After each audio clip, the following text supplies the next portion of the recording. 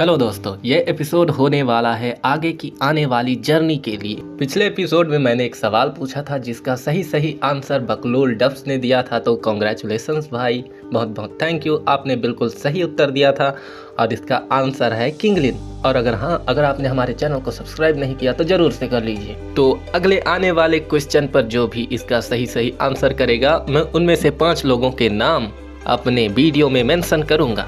उस वीडियो में हमने देखा था कालिन का लव कन्फेस, और अगर आपने उस वीडियो को नहीं देखा तो मैं लिंक डिस्क्रिप्शन पे दे दूंगा, जाकर जरूर से देख लीजिए और चैनल को सब्सक्राइब कर लीजिएगा। ये एपिसोड वहीं से शुरू होता है जहां से साओ यान को डेविल पॉइजन स्पॉट दिया गया था। जब साओ यान को डेविल पॉइजन स्पॉट दिया गया था तो क्वीन मेडुसा पूरी तरह से बौखला जाती है और वो ओल्ड सी बी आन की तरफ दौड़ पड़ती है। मेडुसा को इतना गुस्सा आ रहा था कि वो सी बी आन को जान से मार देना चाहती थी और वो सी बी आन के पास जाकर पूछती है कि मुझे इसका एंटीडोट दो, तुमने उसके साथ क्या किया। तब सी बी आन हंसते हुए कहता है कि ये लड़का तुम्हारे लिए बहुत इंपॉर्टेंट है, मुझे मजा आ रहा है। तड़पो, जिस तरह मैं अभी तड़प कर मर रहा हूँ ना, तुम भी तड़पो।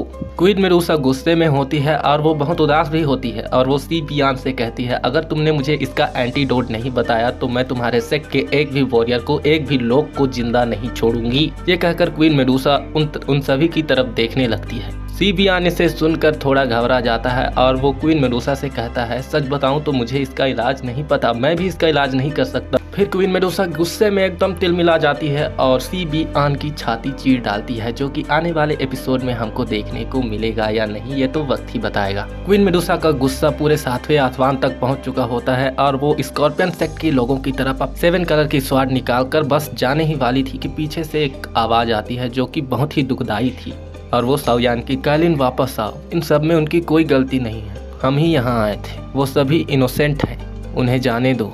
जब कालिन साओ यान की आवाज़ सुनती है जिसमें बहुत दर्द था, मतलब साओ यान की, तो वो साओ यान के पास जाती है और उसे खींच लेती है और फिर कहती है, चलो चले, मैं तुम्हें ठीक करने के लिए गुहे के पास ले जाऊंगी और गुहे अगर इसे ठीक नहीं कर पाएगा तो मैं इस पूरे कॉन्टिनेंट में तुम्हारे इलाज के लिए जाऊंगा। जब साओ यान क्वीन मेडुसा की यह बात सुनता है तो उसका दिल भी पिघल जाता है। तब उसे ये एहसास होता है कि कालिन भी उसे बहुत प्यार करती है और उसे अपने दिल में दर्द भी महसूस होता है, क्योंकि आज तक उसने सिर्फ कालिन को धोखा ही दिया था। फिर साओ यान कालिन से कहता है, नहीं कालिन, चिंता मत करो, पॉइजन एक्सपर्ट हमारे पास है और तुम मुझे कहाँ ले जाने की बात कर रही हो। लिटिल फेरी डॉक्टर से अच्छा पॉइजन एक्सपर्ट हमें कहाँ मिल सकता है। फिर कालिन लिटिल फेरी डॉक्टर से कहती है, क्या तुम इसे ठीक कर सकती हो। उसके बाद little fairy doctor queen Medusa मतलब कालिन से कहती है, अगर ये डू वांग के वॉरियर ने किया होता तो मैं इसे आसानी से रिजॉल्व कर लेती, लेकिन ये पॉइजन स्पॉट डू जोंग लेवल के वॉरियर ने साओ यान को दिया है, इसे मैं ठीक नहीं कर पाऊंगी। इसके लिए हमें एक एलाइड डू जोन को ढूंढना होगा जो कि इस पॉइजन को सॉल्व करने में हमारी मदद करेगा। जिसके बाद साओ यान लिटिल फेरी डॉक्टर से पूछता है कि अभी मेरे पास कितना समय बचा है। फिर लिटिल फेरी डॉक्टर साओ यान को बताती है, अभी सिर्फ तुम्हारे पास सिर्फ 2 ही महीने हैं, उसके बाद ये पॉइजन पूरी तरह से तुम्हारी बॉडी में फैल जाएगा और तुम्हारे कल्टीवेशन पाथ को एकदम स्लो कर देगा और उसके बाद तुम्हारी डेथ हो जाएगी। जब कालिन लिटिल फेरी डॉक्टर की ये बात सुनती है तो वो एकदम निराश, उदास, हताश, बेहोश जो कुछ भी होती है हो जाती है। उसे ये सुनकर थोड़ा सदमा सा लग जाता है और वो साओ यान की तरफ देखने लगती है।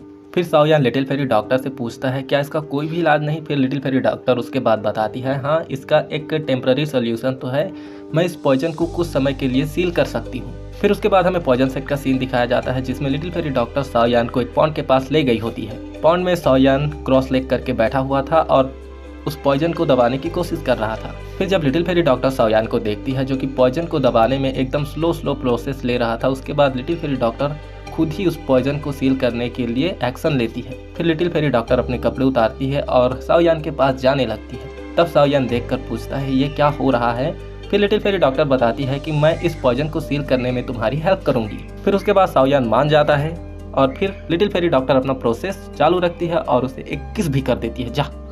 यह किस बस ट्रीटमेंट का हिस्सा थी, बाकी सब एकदम ठीक ठाक हो जाता है। लिटिल फेरी डॉक्टर उस पॉइजन को सील कर देती है जो कि 2 साल के लिए नहीं फूटेगा, मतलब 2 साल के लिए साओ यान की लाइफ को कोई डेंजर नहीं था, मतलब कोई खतरा नहीं था। साओ यान उस पॉइजन के एक थ्रेड को रिफाइन कर लेता है जिससे वो डू वांग टू स्टार पर ब्रेक थ्रू कर लेता है। उसके बाद हमें साओ यान दिखाया जाता है जो कि लिटिल फेरी डॉक्टर के साथ कालिन के पास पहुंच चुका होता है। फिर जब कालिन साओ यान को देखती है तो उससे पूछती है कि क्या तुम ठीक हो। फिर उसके बाद साओ यान बताता है, हाँ मैं ठीक हूँ, चिंता मत करो, लिटिल फेरी डॉक्टर ने इसे सील कर दिया है जो कि 2 साल के लिए एकदम सील है, 2 साल तक तो कोई प्रॉब्लम नहीं। जब ये बात क्वीन मेडूसा सुनती है तो वो लिटिल फेरी डॉक्टर से पूछती है क्या 2 साल बाद अगर 2 साल पूरे हो जाते हैं तो फिर इसको सील करना पॉसिबल है। फिर लिटिल फेरी डॉक्टर काइलिन से कहती है कि हाँ, इसे सील तो कर सकते हैं लेकिन ये कुछ ज़्यादा इफेक्टिव नहीं होगा और नहीं के बराबर भी। फिर इसके बाद सीन कट हो जाता है और हमें दिखाया जाता है कि साओयान क्वीन मेडूसा को एक स्क्रॉल दे रहा होता है जो कि एक सिंबल, मतलब ये स्क्रॉल जिसके पास भी होगा वो ही यान अलायंस का लीडर होगा। साओयान क्वीन मेडूसा को बताता है कि अभी मुझे इस पॉइजन को रिजॉल्व करने के लिए एक एलाइट डूजून को ढूंढना होगा या तो एक न्यू हेवनली फ्लेम चाहिए जिससे मैं इस पॉइजन को रिफाइन कर सकूं। फिर साओयान बताता है कि एक एलाइट डूजून और फ्लेम तो मुझे ब्लैक कॉर्नर रीजन में ही मिल सकता है। मैं वहाँ एल्डर सुक्यान से भी मिलूंगा, मुझे जियानन एकेडमी भी जाना है। वहाँ के ग्रेट एल्डर एक एलाइट डूजून है, अगर वो मिल जाते हैं तो हमारी प्रॉब्लम सॉल्व हो जाएगी। जब काइलिन साओयान के मुंह से ब्लैक कॉर्नर रीजन जाने की बात सुनती है वो भी साओयान के साथ जाने की जिद करने लगती है और कहती है कि वहाँ बहुत खतरा है, मुझे तुम्हारे साथ जाना होगा। जब साओयान काइलिन की ये बातें सुनता है तो वो उसका दिल पूरा पिघल जाता है और उसे अपने आप, उसने काइलिन के साथ ऐसा क्यों किया, उसने काइलिन के साथ क्या कुछ नहीं किया, फिर भी ये औरत आज भी उसके साथ खड़ी है। साओयान ये सोचकर पछता रहा होता है। फिर वो अपने इमोशंस को कंट्रोल नहीं कर पाता और काइलिन को हक कर लेता है और कहता है कि तुम्हें यहाँ रहना होगा, तुम्हारी स्नेक पीपल ट्राइब और मेरे यान अलायंस को तुम्हारी ज़रूरत है।